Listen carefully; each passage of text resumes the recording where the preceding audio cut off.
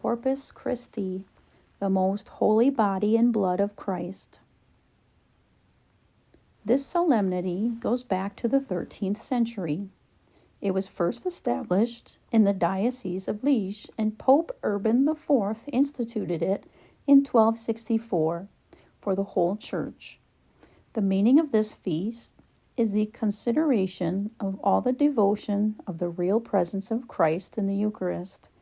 The center of the feast was to be, as Pope Urban IV described it, a popular devotion reflected in hymns and joy.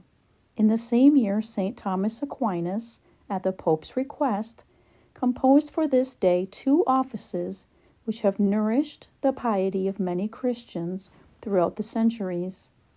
In many different places, the procession with the monstrance through specially bedecked streets gives testimony to the Christian people's faith and love for Christ, who once again passes through our cities and towns.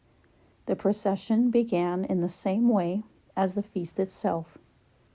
In places where the solemnity of the most holy body and blood are not observed as a holy day of obligation, it is kept on the Sunday after the Most Holy Trinity as its proper day. Christ gives himself to each one of us personally. To thee, my heart, I bow with bended knee, as failing quite in contemplating thee. We should not be disconcerted with the outward appearances.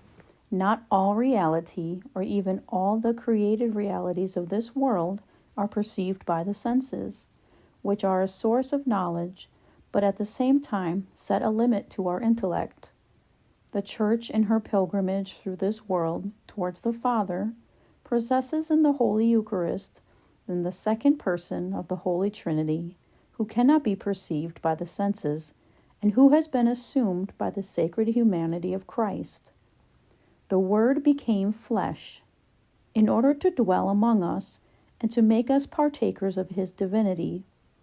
He came for the whole world, and he would have taken flesh for a single individual, for the least and the most unworthy of men.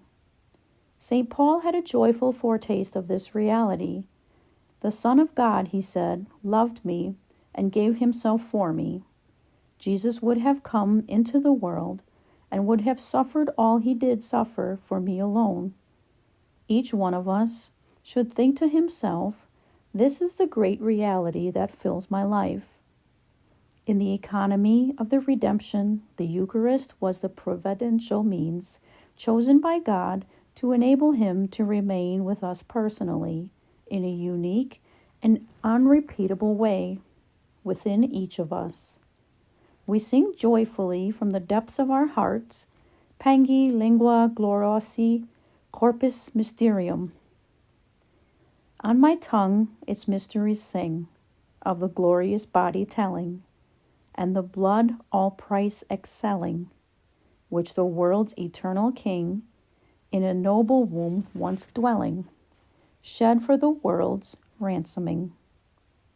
Jesus is not hidden. We see him each day. We receive him. We love him. We visit him.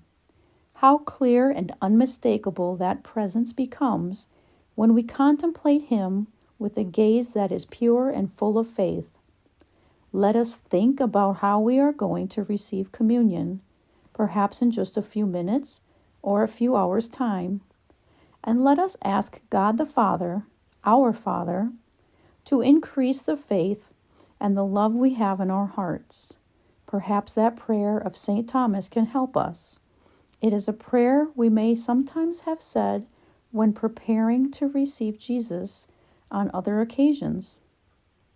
Omnipotent and eternal God, I approach the sacrament of you, only begotten Son, our Lord Jesus Christ, like a sick man who goes to the doctor who gives him life. Like someone unclean, I approach the fount of mercy. As one blind, I come to the light of eternity. Poor and needy, I present myself to the sovereign Lord of heaven and earth. I pray that in the immensity of your generosity, You may design to heal my sickness, purify my stains, enlighten my darkness, enrich my wretchedness, clothe my nakedness. O most sweet Lord, grant that I may receive the body of your only begotten Son, born of the Virgin, with such fervor that I may be intimately united to him and counted among the members of his mystical body.